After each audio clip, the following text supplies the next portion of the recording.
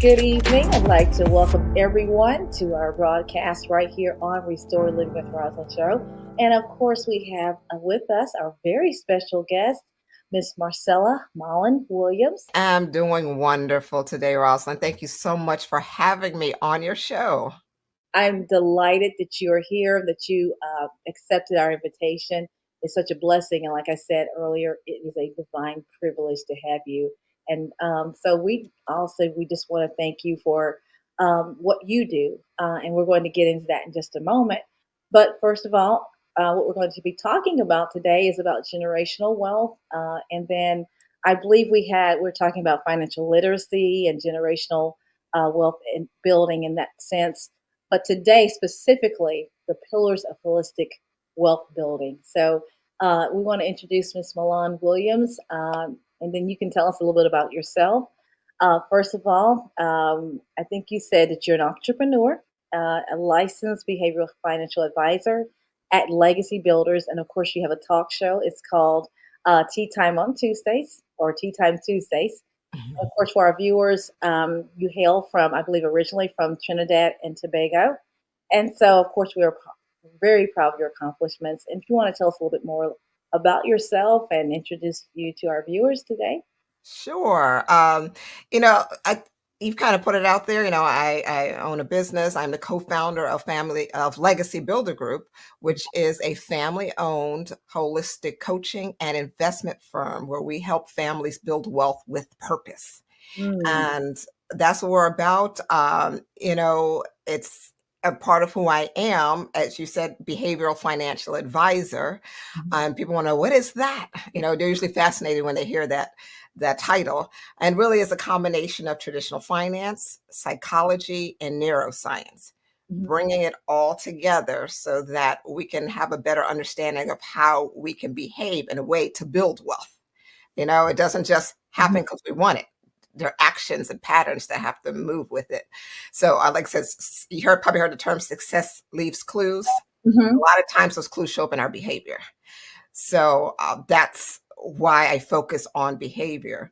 But above all there are other titles as far as, cognitive learning and all these things. But when people ask me who I am, there's only one thing that I am. I take the mom hat, the wife hat, all of these hats, but there's only one thing that I am. And I actually got this from Bob Proctor, so I can't take credit. But yes, it is. I am God's highest form of creation. And that's all that I am. And I take that very seriously because with that comes an authority and a responsibility. For some of us, you might say, I'm a child of God. But I like the term highest form of creation because it reminds me that, oh, wait a minute, I have a position that I have to uphold.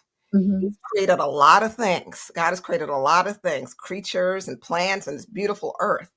But as we as humans are his highest form of creation, we have to be responsible for all that he's created and upholding a mission and a purpose for our lives and being true and intentional about it. So that's why I said that's how I flow in my business and what I do. I take what I do very seriously, as we'll talk about, but that's why I do what I do. And I think that's the main thing that really struck a note with me. It stayed with me. I listened to you, and that to me is powerful in and of itself because we are God's highest creation. And I agree in that everything that we do here is intentional. And as human beings, as God's creation, we are created in the image of God. So everything we do should be out of excellence because He's a God of excellence, right? Yes. And I believe that part of that excellence is God doesn't leave anything out. He always he's a holistic God. If he included us as his individuals, as persons, he talks about finances. It's all in the Bible.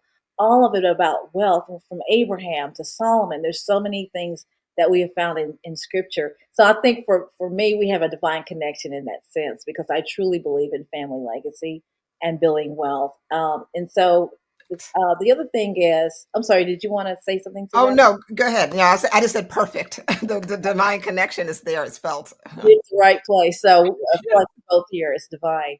And I know you said that you are about helping first generational or generations or generational high earners. Mhm. So, and those who are want to achieve financial success, and of course certainty, and really knowing how to build that family wealth for the next generation. How do you feel about that as far as legacy building and multi-generational wealth? Yeah, it's for me, it's about, legacy wealth, holistic legacy wealth building. And a lot of times when I have conversations, I talk about legacy wealth, not just legacy, but legacy wealth. Mhm. And the reason I say, and I use that term is because one, when I define the term legacy, and legacy is one of those words that it's used all the time. If you ask five different people, what does legacy mean? You're going to get five different definitions. So it's not one clear thing. So I like it to make it clear that when I talk about legacy, as I define it, it is how others will experience your existence. It's powerful. It is. Mm. When you think about legacy in that term, then you start questioning. And I love questions. Questions are so important, especially the questions that you ask yourself. When you think about how others will experience my existence, well, that becomes a question. It's, wait a minute, how will others experience my existence? And I'm looking at both now, while you are alive, Hmm. and after you're gone. That's right. Because we have all have family members in which we are still experiencing their existence even after they're gone. Mm. Whatever they left with us, for us, Yes. it's we get to still experience it. Unfortunately, sometimes it's even negative. Yes. That is. Generational trauma that Yes. is still being experienced. But in any case, there is a legacy being left. You just have to ask yourself, what legacy are you leaving? That's true because I know there are things like my people like my grandmother. She left. I say they left us full, and she left me full. Mm, Her family because she poured into us all that she could. And so, and from that, I learned even through what she taught us, it stayed with me to this day. But mm. also, as you're kind of on the other side of what you're saying, I think that has a lot to do with my behavior towards money and towards what I believe my uh, internal beliefs, my core values, how we see money. All of it, I believe, is interconnected in a sense. Um, Absolutely, absolutely connected. I mean, when I talk about, again, we're talking about legacy wealth, mhm, and money happens to be the most powerful tool mhm, that we can use in this effort in mhm, building legacy wealth. Because even with wealth, if you ask people, for a lot of times people will describe money, mhm, but wealth can mean more than money as well. mhm. So our relationship with money plays a huge role in that. So if you've had an ancestor who's left you full or left you with who've taught you or you've watched, maybe they didn't even intentionally teach you, but you watched their behavior and how they operated with money, then you have an advantage, that will help you to fuel your ability to build. If you've had the opposite experience where either there was a lack of conversations about money, negative views of money that leave us with a money story Mhm. that is causing generational trauma, financial trauma, money trauma. Either good or That bad, right? was that. That's just either good or bad. It's It's either good or bad, and that's what I want to make sure your listeners hear. That you have to choose, mhm. because not choosing is a choice. Just Yeah. that's it is. Just winging it is a choice. When you're not making intentional financial moves, decisions, then you are saying that you're just leaving it to chance. And more than likely, it's going to be a negative. You have to be intentional Mhm. about leaving a positive impact in your life, in the life of others, and in the life for generations to come. It requires intentionality. Mm. So, in your from your as far as your personal your upbringing, how did I know you mentioned about your mom and others in your family? How did that? What did they leave with you that you want like to share today? That you would want to share today? Ah, yes. I think everything that I do today came from my family. Hmm. And the beauty of it, it's both the negative and the positive. Hmm. I grew up in a family-owned business, generational. I am the fifth generation entrepreneur in my family. That is beautiful. Thank you. It is. It's a blessing. I've never worked for anyone outside of my family in my life, and I'm 50. Oh my Never God. had, as a family, I work with my brother. Yeah. My kids work with me. They had, and I give them the freedom to have their own endeavors as well, while they are still able to pour into this business that they both clearly want to continue. Yeah. Um, and so that growing up with the stories of my grandfather, and my mother was one of 13 children. My mom And was one of 13. really, oh my goodness, this connection. Yeah, I love it. the 13. My mother's 83 years old. She'll be 84 in May. Wow. Are 13 kids? Is she from the South or Caribbean? Well, it's Kentucky.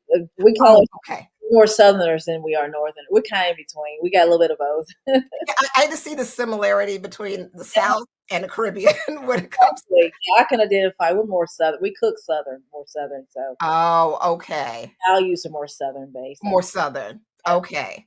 Well, so you kind of understand, Yeah. especially the importance of family Yes. when it comes to that. So yes, everything that I watched them as they built, I watched mistakes that were made, even in my own parents' business. Right. And but all of that taught me what I needed to know to help other families to grow, to be clear on what I wanted and how I wanted our family's legacy to continue. I carry the mantle Yes. as as I shared, or as I lost my mother last year. Yeah. And Yeah. after that, my dad looks at me and he says, "You are the matriarch now." Oh. you know and that response, the way our family flows, that is understood, and we Mhm. support each other. And so I want to normalize the way that what I've seen growing up. Mhm. I want that for other families, the communication, Mhm. being able to have family meetings so that we can grow and we can learn from each other, and understanding that it comes with being comfortable around having money conversation, Yeah. and being free from social, religious, and cultural restraints around money that pin us down more than we realize. Yes. That's powerful. Um, and I understand because now my family totally different background. So we were more like my grandparents were sharecroppers. So I'm purpose driven in a different way. You understand? Mm. Mhm. I saw they experienced like the lack of it. So I had to come with a different approach, but I'm still just as passionate because of what I learned from the good and the mistakes or Yes. whatever. But they taught me a lot. They were very, I would say, frugal in a sense because of what they experienced. Yes. And not to be too personal with me, because we're here to talk about you, about what you have.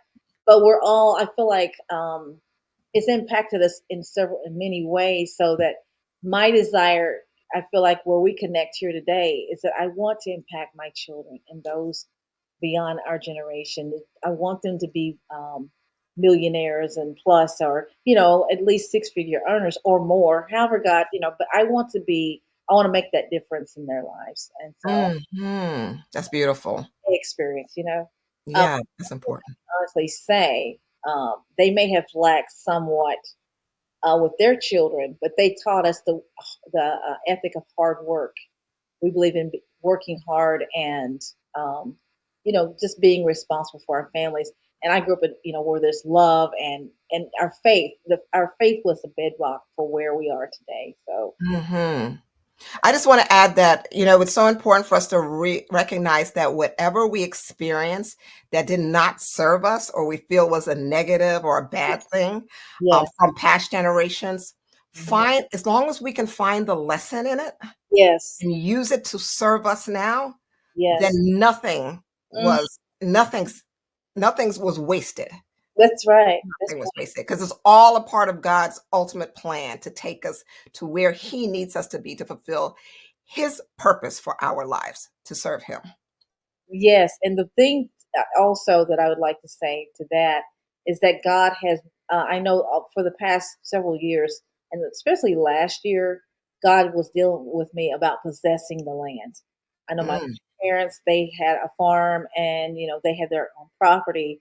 So they really, and even our Father God, in the Word, He tells us and stress the importance about land ownership. He said we're the head and not the tail. We're above only. We're not beneath. Uh, mhm. he gave the children of Israel. He said that they would possess the land. So I feel like land ownership, wealth building, all that is tied together. So, and that's what Absolutely. my childhood, was important for me. But Yeah.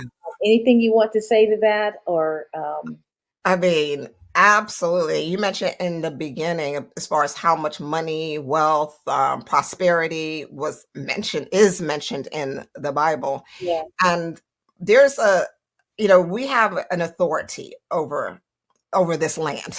We have an authority, His people. yes, We talk about what how the it's not coming to me right now, but the wealth of the wicked is laid up for the just. That's yes, what I'm saying. yes, Yes, yes, and but so often, and again, I talk about the religious restraints too, because if we grow up in church, there's some religious restraints, unfortunately, that were received as well.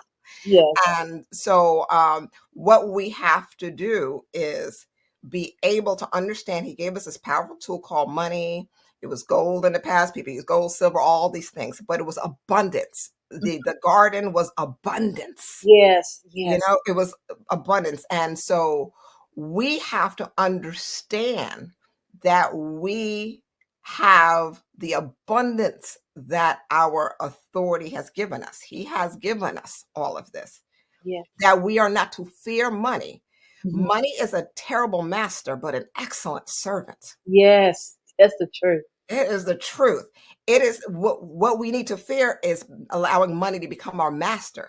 What we need to embrace is how money is to serve us Oh, yeah, as as children of God, because money allows us to do the things to get to the places we need to get to yeah, reach the people we need to reach. uh-huh, So we have to shift our mindset about money so that we can yeah. possess the land. And see, and I feel like the more educated we become, the more, because information, we're in an information age. Information is everywhere, and it's literally at our fingertips. I mean, you can't really miss it. You can hide from it if you tried. But the thing about it is, I think sometimes we're bombarded with so much, though, at times. And so that's where I feel like persons like you come in. With your profession and what you do, tell us a little bit about your organization and how you're shaping individuals. And I know you talked about the behavioral aspect. Yeah. What would you say to that? Yes, we are a traditional financial planning firm, so we work with families. And while I talk about first generation, you mentioned the first generation high income earners. They're obviously not the only people we work with. We Exactly. simply have really done the work to make sure we understand that particular demographic, because that demographic gets hit hard in a different way that's unique. Yes. However, we all Uh-huh. need the same type of learning and understanding. So we work with individuals, and where we say holistic is because the money mindset part, Uh-huh. right? Mhm. Along with the financial planning, the retirement planning, putting the numbers, the projections, and then making sure you have life insurance, you have a Roth, a Yeah. IRA, setting up investments. Mhm. We do all of that. But the key to it is understanding that we need to understand the ways in which we are allowing money to control us. Mhm. I come across people all the time in my profession. I hear a lot of regrets, Mm, and it's mm. heartbreaking, Yeah. but it comes with the territory. So I learn from other people's mistakes, and I take it in so that I can help the next person to Mhm. avoid it. I've done that my whole life. When I was young, I didn't get in much trouble as a kid. I Yeah, used to say, I'm learning from other people's mistakes. that They was, did that. I'm not doing that. I was a seventh of eight. And so when I would see maybe the older ones acting up, which they weren't bad. I mean, we were very disciplined as children growing up. But how were we disciplined? We were taught, this you don't do this, you don't do that. You teach. We learn through being taught. So I learned having older siblings. I'm not doing that because I, You know what I'm talking about. yeah, I, Exactly. I certainly do.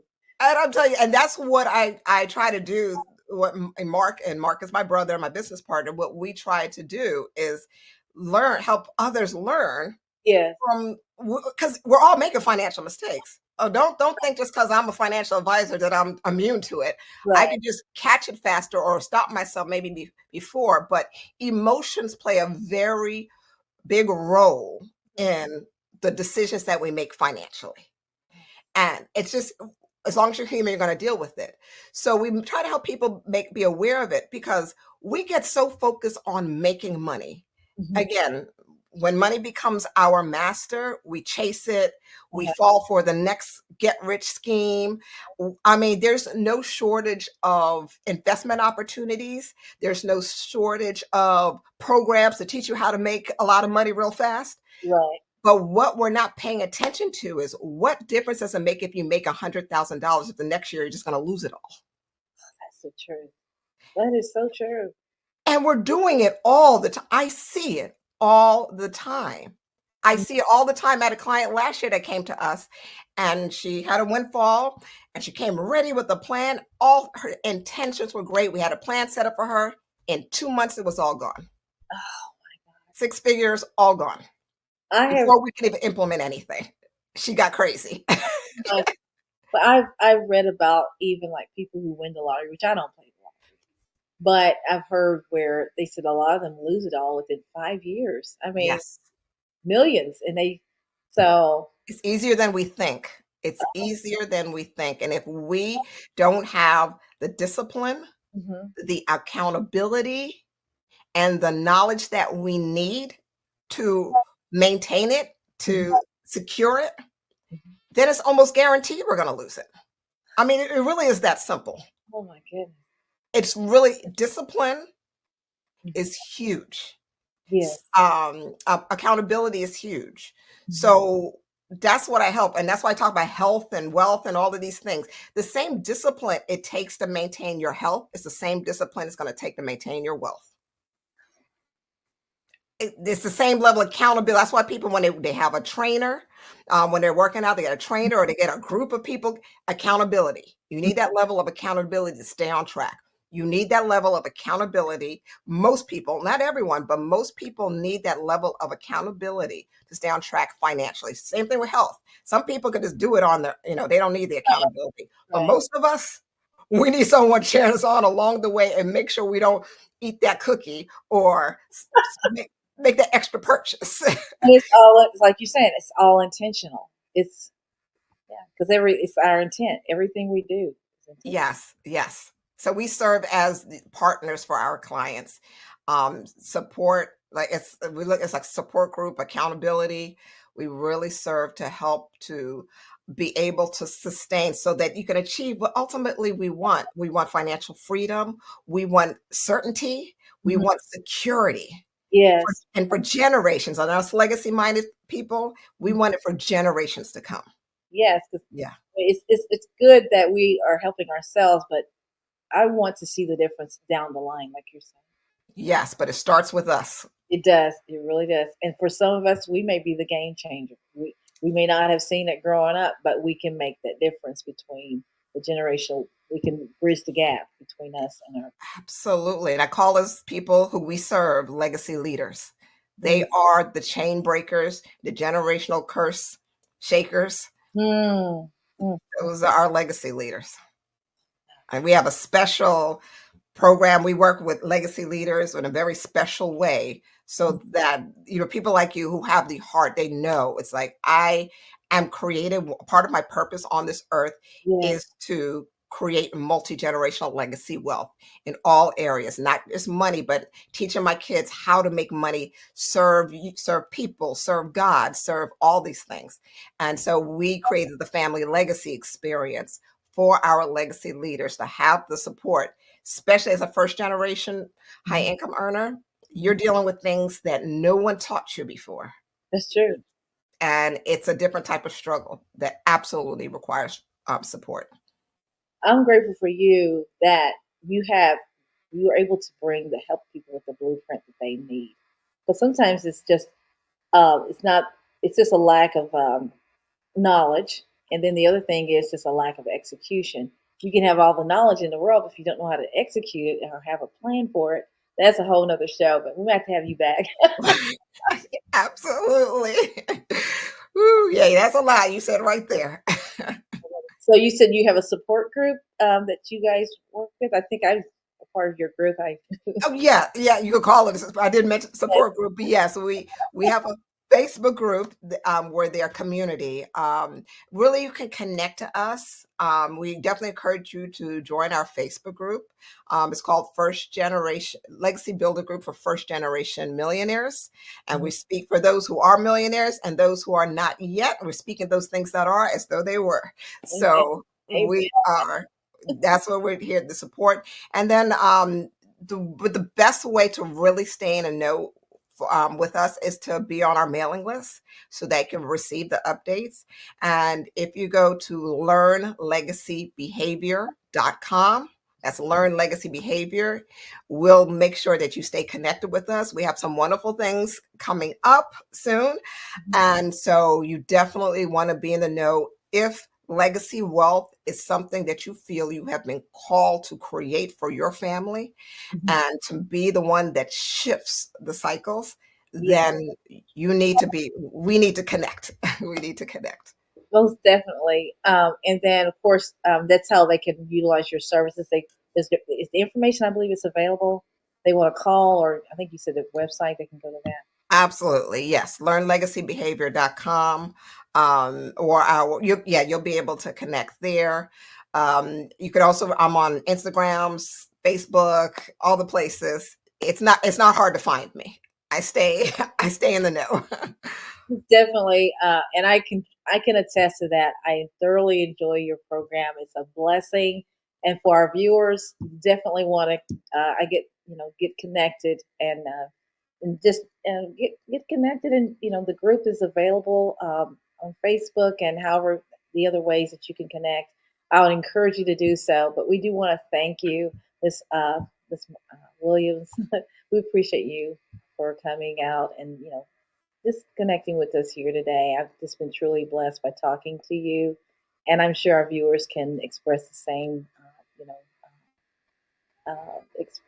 I'm sure they feel the same. It's mutual.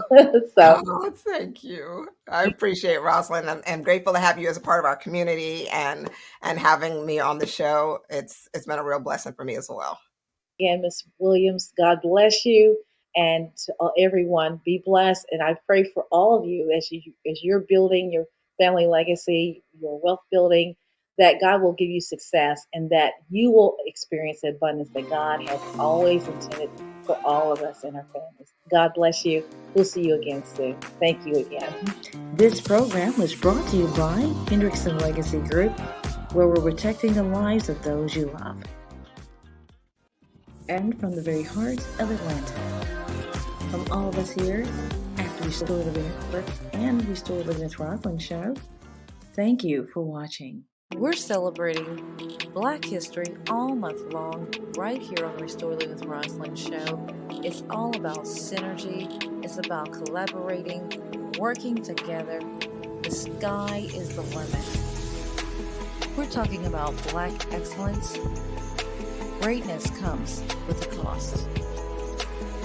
The question I have for the next generation is, are you ready?